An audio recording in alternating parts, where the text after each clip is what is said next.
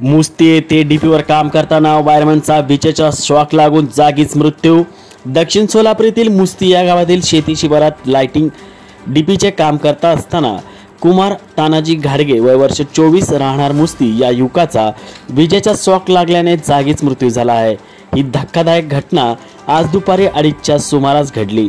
या घटनेमुळे संपूर्ण मुस्ती गावाला धक्का बसला आहे। पेशाने वायरमन नसतानाही वायरमनची कामे करणारा कुमार दुपारच्या भर उन्हात घरी बसून जेवण करत होता।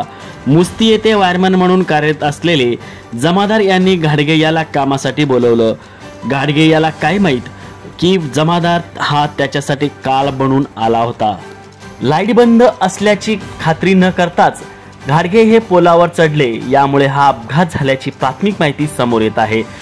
सदरील ही घटना घडताच वायरमन जमादार आपली गाडी सोडून घटनास्थळावरून पळ काढला।